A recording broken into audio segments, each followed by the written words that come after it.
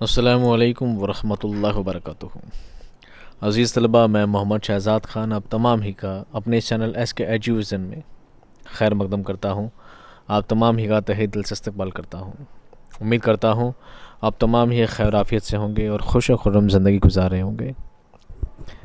अज़ीज़ तलबा, आज आपके लिए एक सबक और आपकी खिदमत में लेकर हाज़िर हुए हैं। ये है सबक नंबर 7 आपके निसाब जान पहचान का। ये सबक है, इस सबक का नाम है ज़बानों का घर हिंदुस्तान। ज़बानों का घर हिंदुस्तान। इस सबक को लिखने वाले हैं, इसके मुसन्निफ़ हैं सैयद एहतशाम हुसैन, जिनका फ़ोटो मैंने साइड में मेंशन किया है। ठीक है, आप देख पा रहे होंगे। प्यारे बच्चों, मैं इस सबक के बारे में बहुत ज़्यादा आपको डिटेल में बताऊं, इससे पहले मैं इसके मुसन्निफ़ के बारे में बता देता हूं। सैयद एहतशाम हुसैन जो है वो क्या है, तनक़ीद निगार हैं। क्या है? तनक़ीद निगार। तनक़ीद निगार कहते हैं आलोचना करने वाले को। आलोचनात्मक लेखन आपका क्या रहा है, काम रहा है। लोगों ने, जिन मुसन्निफ़ों ने जिस जिस सिन्फ में जो जो चीज़ें लिखी है, किसी ने नावल लिखे हैं, किसी ने अफ़साने लिखे हैं, किसी ने इंशाइया लिखे हैं, किसी ने मज़मून लिखे हैं, जिसने जो भी चीज़ लिखी है उन चीज़ों को, उसमें क्या कमियां रही है, क्या ख़ामियां रही है, उस पर अपना नज़रिया पेश करना कहलाता तनक़ीद निगारी। तो आपका ख़ास जो मैदान है क्या है, तनक़ीद निगारी ही है।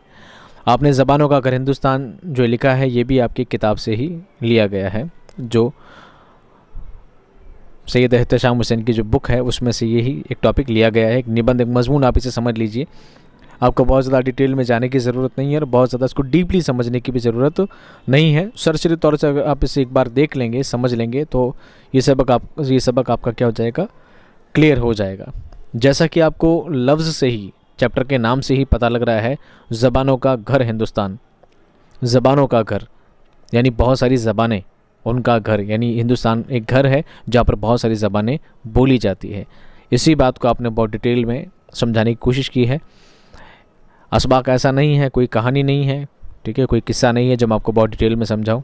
बस एक मज़मून है जिसे आपको एक बार सरसरी तौर से क्या करना है, समझना है, सुनना है और समझना है। आप अगर एक बार ढंग से सुन लेंगे तो उम्मीद करता हूँ एग्ज़ाम तक आपको दोबारा ये वीडियो देखने की ज़रूरत भी नहीं पड़ेगी, ना ही चैप्टर के कोई सवाल जवाब याद करने की ज़रूरत पड़ेगी। आपको एक बार में पूरा चैप्टर क्या हो जाएगा, क्लियर हो जाएगा। चलिए, आपका ज़्यादा वक्त ज़ाया ना करते हुए शुरू करते हैं आज का सबक। सैयद एहतशाम हुसैन 1912-1972 यानी आपकी विलादत, आपकी पैदाइश 1912 में हुई थी और आपका इंतकाल, आपकी वफ़ात कब हुई है, 1972 सन ईस्वी में हुई है। प्रोफेसर सैयद एहतशाम हुसैन की पैदाइश कस्बा माहिल, ज़िला आज़मगढ़, यूपी में हुई। आपकी पैदाइश कहाँ हुई है? आज़मगढ़, यूपी में हुई है। यहीं इब्तदाई तालीम हासिल की और आला तालीम के लिए इलाहाबाद आ गए मतलब चले गए हो, ठीक है, वहाँ से तो आ गए, यहाँ से चले गए। आपने इब्तदाई तालीम कहाँ, इब्तदाई मतलब प्रारंभिक शिक्षा, आपने प्रारंभिक शिक्षा कहाँ से प्राप्त की है?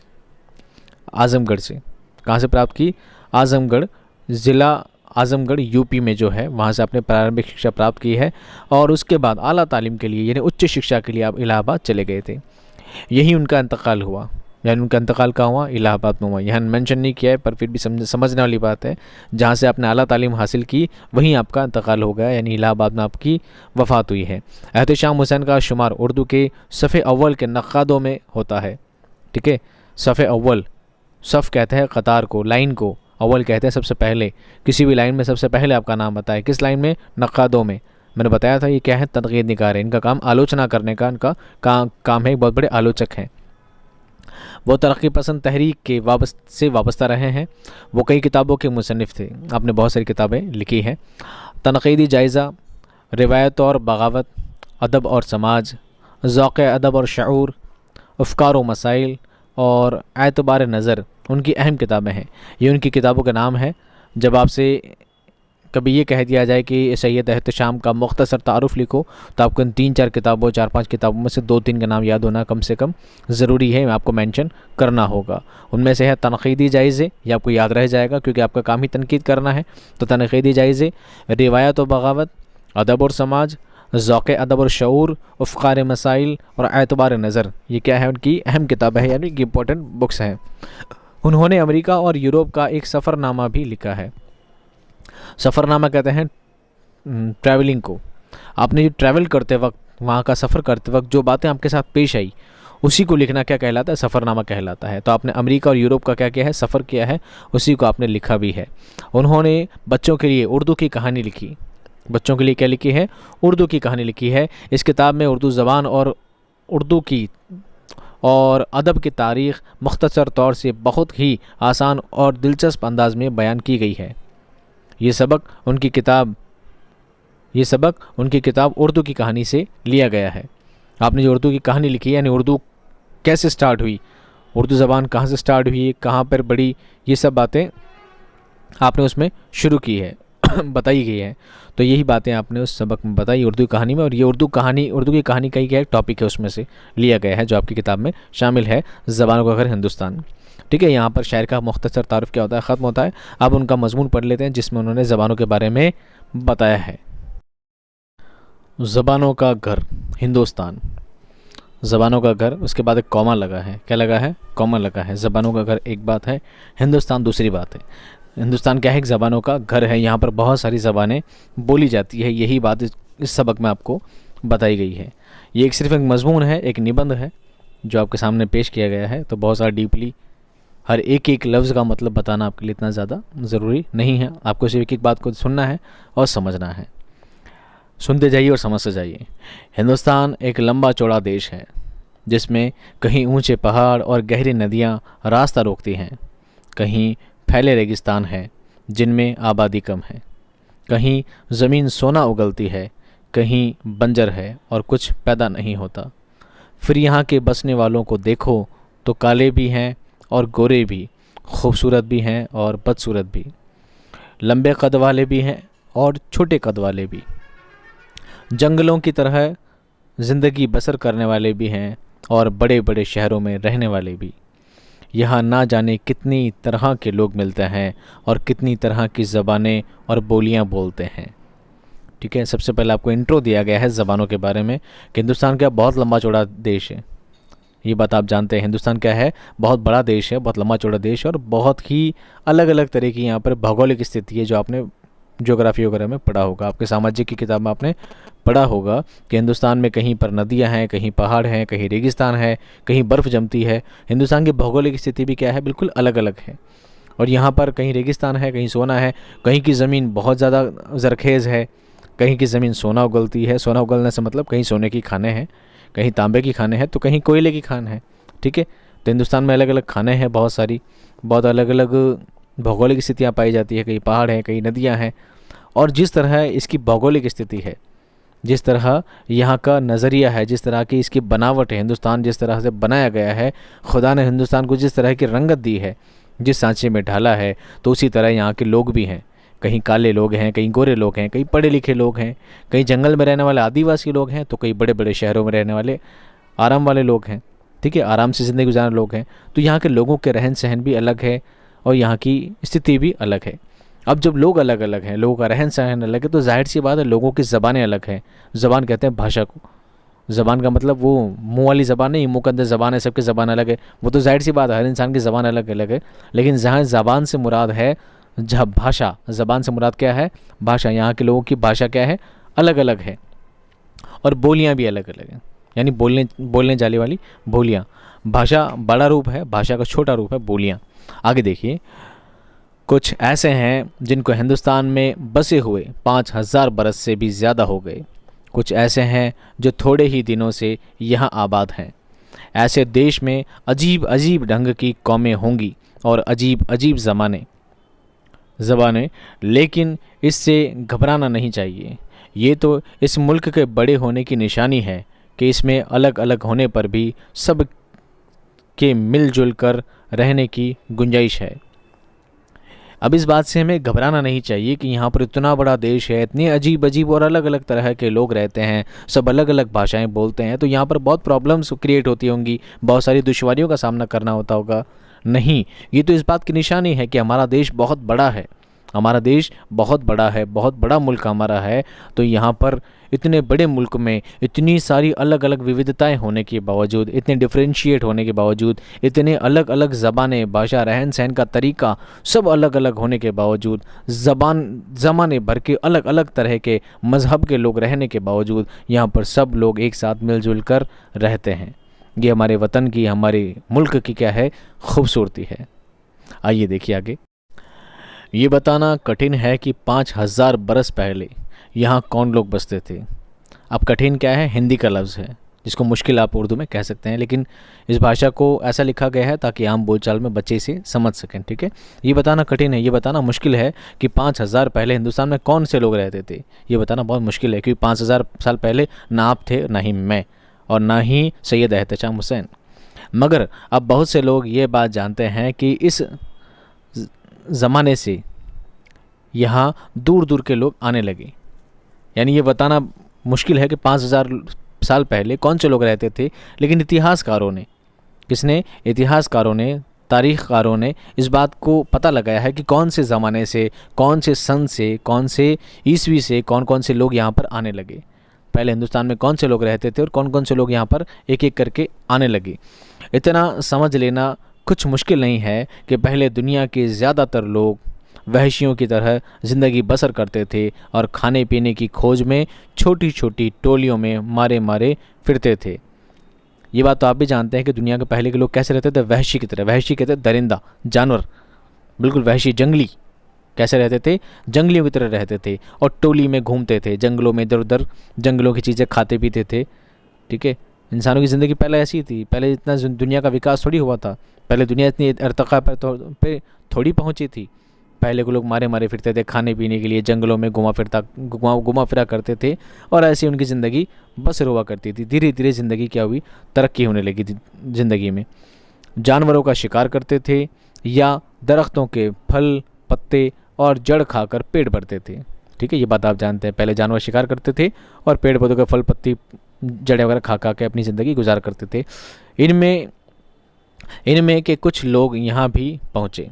उनकी नस्ल के लोग अब भी बंगाल, बिहार, छोटा नागपुर और विंध्याचल के पहाड़ों के करीब पाए जाते हैं।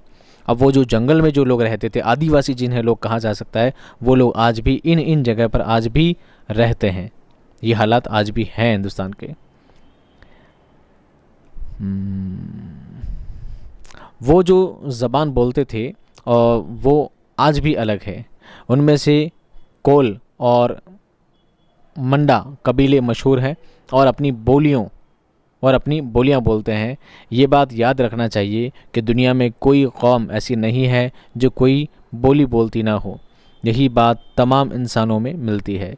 उनके 1000-1500 बरस के बाद द्राविड़ लोग पश्चिम की तरफ से आए वो लोग जिन्हें द्राविड़ कहा जाता है। यहाँ उन्होंने खूब तरक्की की। आज भी मद्रास, मैसूर, आंध्र प्रदेश और केरल में यही लोग आबाद हैं करंटली। ठीक है, आज के दौर में। तुमने तमिल, तेलुगु ज़बानों के नाम सुने होंगे, ये उन्हीं लोगों की ज़बानें हैं।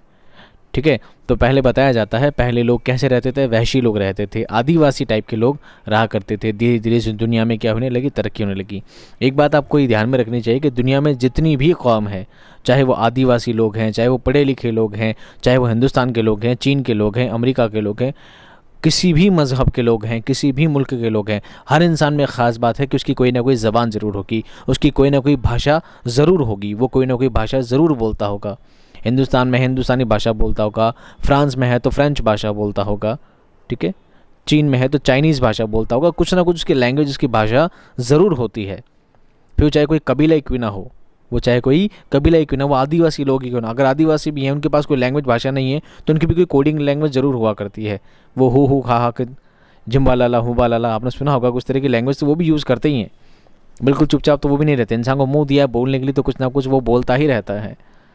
बोलने से, इजहार करने से ही अपनी तरसील का काम करता है, आने जाने का, बोलने चालने का और ज़िंदगी जीने का काम करता है। बिना बोले उसका काम चलता नहीं है।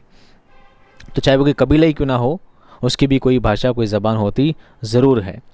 अब क्या हुआ, किसी ज़माने में 1000-1500 साल पहले कौन लोग आए, द्राविड़ लोग पश्चिम की तरफ से आए थे, हमारे मुल्क में आए थे, और वो लोग यहाँ पर क्या हो गए, आबाद हो गए।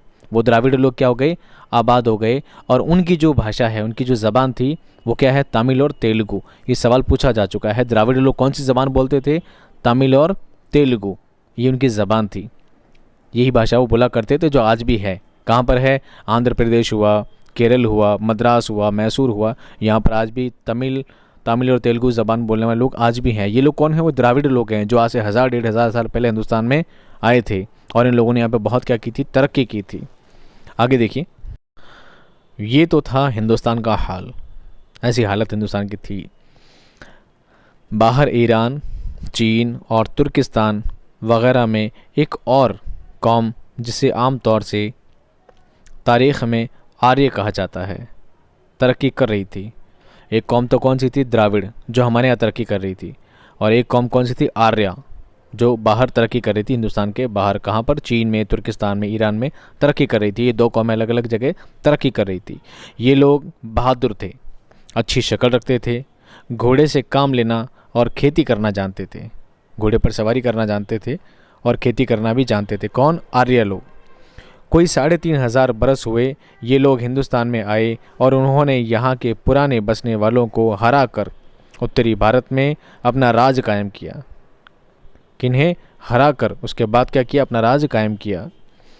उन लोगों ने बहुत सी नज़में, भजन और गीत लिखे। अब ये लोग थोड़े पढ़े लिखे थे, ये लोग क्या थे, थोड़े पढ़े लिखे थे। इन लोगों को ज़बान पर थोड़ी महारत थी। उस ज़माने में पहले संस्कृत चला करती थी, तो इन लोगों ने क्या लिखी, इन लोगों ने बहुत सी नज़में लिखी, भजन लिखे और गीत लिखे। ये बात याद रखने की है कि ये लोग जो ज़बान बोलते थे उसे आर्याई ज़बान कहते हैं। ये कौन सी ज़बान बोलते थे, आर्याई ज़बान बोलते थे। संस्कृत उसी की एक शाख है। संस्कृत क्या है, आर्य ज़बान से ही निकली है, उसकी क्या है, एक डाली है, एक शाख है। यूनानी, जर्मन, पुराने ज़माने की फ़ारसी और यूरोप की कई ज़बानें इसी ख़ानदान से ताल्लुक़ रखती है। किससे, आर्य ज़बान से। और जब तुम आगे बढ़कर इन ज़बानों को पढ़ोगे तो मालूम होगा कि सब एक दूसरे से मिलती जुलती है। सारी ज़बान एक दूसरे से क्या है, सिमिलर है, मिलती जुलती सी नज़र आती है। ज़बानों की कहानी बड़ी लंबी है। अगर हम ज़बानों के बारे में, भाषाओं के बारे में अगर जानना चाहेंगे तो ये कहानी बहुत ही लंबी है। अब ये कितनी लंबी है, ये बात, इसके लिए मैं ऑलरेडी एक वीडियो बना चुका हूँ। अगर आप चाहें तो 12th क्लास का ग्रामर वाला जो पोर्शन है उसमें आप इस वीडियो को जाकर तफसील से देख सकते हैं। मैंने एक वीडियो बनाया है, उर्दू ज़बान का आगाज़ व इर्तिका, उर्दू ज़बान का आगाज़ व इर्तिका, कि उर्दू ज़बान कैसे आगाज़ हुआ, कैसे शुरू हुई और इसकी इर्तिका, ये कैसे विकास हुआ, कैसे बढ़ी, कैसे फ़रोग मिला। तो आपको उसमें पूरा शुजरा बताया गया, पूरा पैनल बताया गया है, पूरी टेबल बनाकर समझाया गया है कि उर्दू ज़बान की स्टार्टिंग कहाँ से हुई। सबसे पहले आर्य भाषा आई, फिर शोर से नहीं आई, ये सब बातें आपको बारी बारी बताई गई है। और आखिर में जाके हिंदी और उर्दू दो ज़बानों का जन्म हुआ। हिंदी उर्दू दोनों आपस में क्या कहलाती हैं, बहने बहने कहलाती है ये दोनों ज़बानें। ज़बानों की कहानी बड़ी लंबी है, मज़ेदार है, मगर यहाँ उसके बयान करने का मौका नहीं है। बस ये याद रखना चाहिए कि संस्कृत उन्हीं हिंदुस्तानी आर्यों की ज़बान थी। आर्य लोग आए थे, आर्य भाषा, आर्य ज़बान बोला करते थे, और उन्हीं की ज़बान कौन सी थी, संस्कृत थी। तमाम लोग संस्कृत नहीं बोल सकते थे, क्योंकि संस्कृत बहुत टफ लैंग्वेज है, ठीक है। हर इंसान संस्कृत आसानी से नहीं बोल सकता। यहाँ पुराने बसने वाले या तो अपनी पुरानी बोलियाँ बोलते थे या मिली जुली ज़बानें बोलते थे। मिली जुली ज़बानों को क्या बोलते हैं, मखलूत ज़बान। क्या बोलते हैं, मखलूत ज़बान। तो यहाँ के लोग, हर आदमी, हर इंसान संस्कृत नहीं बोल पाता था, तो मिली जुली सी ज़बान यहाँ की बोला करते थे। धीरे धीरे ये हुआ कि संस्कृत ऊंचे ज़ात के हिंदुओं की ज़बान होकर रह गई, आम लोग उससे दूर हो गए।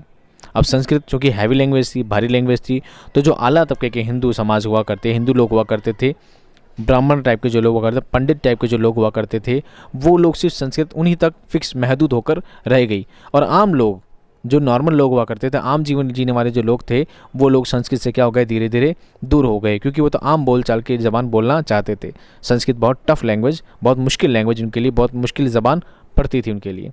आगे देखिए, ये लोग जो ज़बानें बोलते थे उनको प्राकृत कहते हैं, यानी हैवी लोग, जो आला तबके के जो हिंदू हुआ करते थे वो लोग संस्कृत बोला करते थे, और आम बोलचाल में कौन सी ज़बान जो बोला करते थे उसको बोलते हैं प्राकृत। क्या बोलते हैं? प्राकृत ज़बान बोला करते हैं। प्राकृत एक ज़बान नहीं थी, बल्कि अलग अलग इलाकों की अलग अलग प्राकृतें थी। ठीक है, आज भी ऐसा ही होता है। आज भी हम जानते हैं हमारे मुल्क का हालात आज भी ऐसे ही हैं।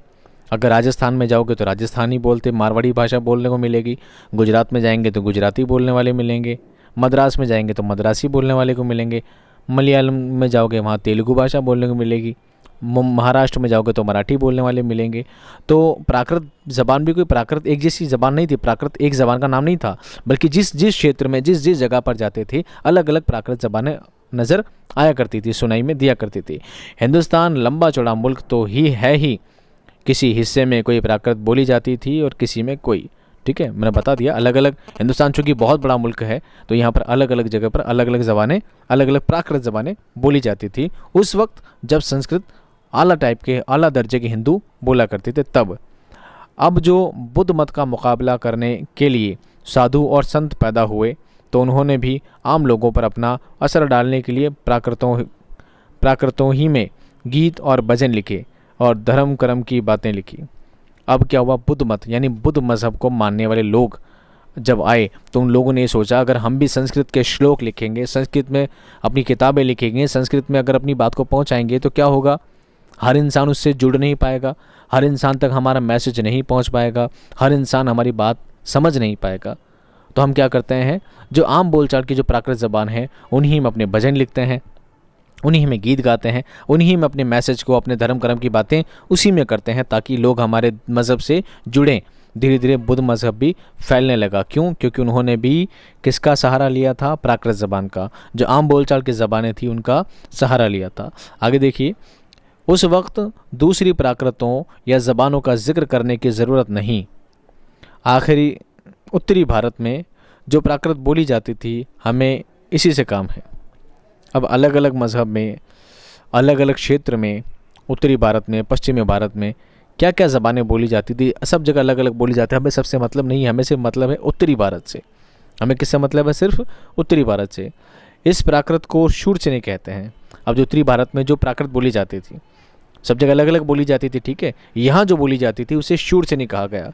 किसे? उत्तरी भारत में जो ज़बान बोली जाती थी उसे क्या कहा जाने लगा? शूरसेनी कहा जाने लगा। तो सबसे पहले कौन सी आई थी? आर्यई। सबसे पहले कौन सी आई थी? आर्यई आई थी। आर्यई लोगों ने कौन सी ज़बान बोलना शुरू किया था? आर्यई ज़बान बोलना शुरू किया था। आर्यई लोगों की हैवी ज़बान जो आला तबके के लोग बोला करते वो कौन सी थी? संस्कृत थी। फिर संस्कृत से क्या हो गई? प्राकृत हो गई। संस्कृत से क्या हो गई? प्राकृत हो गई। प्राकृत में भी उत्तरी भारत में जो बोली जाती थी वो क्या कहलाने लगी? शूरसेनी कहलाने लगी। आपको ये टेबल समझ में आ गई ना? पहले आर्यई, द्राविड़ लोगों की आर्यई, आर्यई से संस्कृत, संस्कृत से प्राकृत, प्राकृत से शूरसेनी। आगे देखिए, उसी के पेट से वो भाषाएं पैदा हुई जिनको हिंदुस्तानी, हिंदी और उर्दू कहते हैं। अब शूरसेनी की ही दो ज़बानें हैं, हिंदी और उर्दू, ये दोनों बहनें कहलाती है। बंगाली, मराठी, गुजराती, पंजाबी, सिंधी, आसामी और उड़िया भी नई आर्यई ज़बानें हैं। ये भी आर्यई ज़बान की ही शाखें हैं।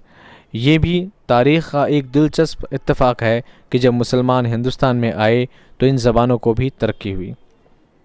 जब मुसलमान धीरे धीरे हिंदुस्तान में आने लगे, मुग़ल लोग आने लगे, तुगलक लोग आने लगे, धीरे धीरे दूसरे ममालिक से हिंदुस्तान बादशाह जब हिंदुस्तान में फ़तेह करते रहे, हिंदुस्तान में जब आने लगे तो क्या हुआ, ये ज़बानें भी धीरे धीरे क्या होने लगी? तरक्की पाने लगी। अगर ऊपर लिखी हुई बातें याद रखी जाएं तो आगे की कहानी और ज़्यादा समझ में आएगी और मालूम होगा कि 1000 ईस्वी के बाद से जो नई ज़बानें हिंदुस्तान में बोली जाने लगी उनमें एक उर्दू ज़बान भी है। ये ज़बान कहीं बाहर से नहीं आई, यहीं पैदा हुई और यहीं के लोगों ने उसे तरक्की दी। इसकी बनावट, इसका रंग रूप सब हिंदुस्तानी है। अगर ये ज़बान किसी दूसरे मुल्क में भी बोली जाने लगे तो ये वहाँ की ज़बान नहीं बन जाएगी, हिंदुस्तानी ही रहेगी। ठीक है, बात समझ में आ गई आपके? उर्दू ज़बान की पैदा होने वाली जगह कौन सी है? हिंदुस्तान है। उर्दू ने जन्म लिया है, उर्दू ज़बान पैदा हुई है कहाँ? हिंदुस्तान में। तो ये हिंदुस्तान की ही ज़बान कहलाएगी। अगर दूसरे ममालिक में, दूसरे मज़हब में या सॉरी दूसरे देशों में भी अगर उर्दू ज़बान बोली जाती है तो ऐसा नहीं है कि फ़लाँ मुल्क में उर्दू ज़बान बोली जाती है तो उस मुल्क की होगी, नहीं, ये फिर भी हिंदुस्तान उर्दू किसकी ज़बान कहलाएगी, उर्दू किस देश की भाषा कहलाएगी, उर्दू हिंदुस्तान की ही ज़बान कहलाएगी। क्यों? क्योंकि उर्दू का जन्म, उर्दू की पैदाइश कहाँ है? हिंदुस्तान में है। ये बात कैसे है, ये बात मैं पूरी आपको डिटेल में समझा चुका हूँ। सबसे पहले आर्यई लोग आए थे। कौन आए थे? आर्यई लोग आए थे। वो आर्यई लोग कौन सी भाषा बोला करते थे, कौन सी ज़बान बोला करते थे, ये बात आपको मैं बता चुका हूँ। फिर आला तबके के लोगों ने संस्कृत बोलना शुरू किया। नॉर्मल लोगों ने, आम लोगों ने प्राकृत ज़बान बोलना शुरू किया। प्राकृत से अलग अलग प्राकृतें हुई। उनमें से उत्तरी हिंदुस्तान में कौन सी बोली जाने लगी? जो प्राकृत बोली जाती थी उसे शूरसीनी कहा जाने लगा, और शूरसीनी से 2 ज़बानें पैदा हुई। इसका एक का नाम हिंदी रखा और दूसरी ज़बान का नाम उर्दू रखा। इसी तरह हिंदी और उर्दू जो दोनों ज़बानें आपस में क्या कहलाई? बहनें बहनें कहलाई। ठीक है। और उर्दू की विलादत, उर्दू की पैदाइश, उर्दू का जन्म, उर्दू ज़बान का जन्म हिंदुस्तान में हुआ है। इसलिए उर्दू हिंदुस्तान की ही भाषा, हिंदुस्तान की ज़बान कहलाएगी, किसी दूसरे मुल्क की नहीं। ये एक निबंध है, एक मजमून है जो आपको इजीली समझ में आ गया होगा। बहुत ज़्यादा डीपली चीज़ इसके अंदर नहीं है। आपको सिर्फ एक कैरेक्टर है जो आपको याद रखना है कि उर्दू कहाँ से स्टार्ट हुई है। उम्मीद करता हूँ आपको ये छोटा सा सबक पसंद आया होगा, अच्छा लगा होगा। अगर पसंद आया है तो प्लीज़ अपने दोस्तों में से ज़रूर शेयर करें, लाइक करें, और जो बातें समझ में नहीं आई है, जो क्यूरीज, जो सवाल आपके रह गए हैं, तो कमेंट बॉक्स में आप मुझसे सवाल ज़रूर पूछें। मैं हमेशा आपके जवाबों के लिए तैयार रहता हूँ। मिलता हूँ आपसे नेक्स्ट वीडियो में बहुत बहुत बहुत बहुत जल्द। तब तक खुश रहिए, आबाद रहिए। खुदा हाफिज़।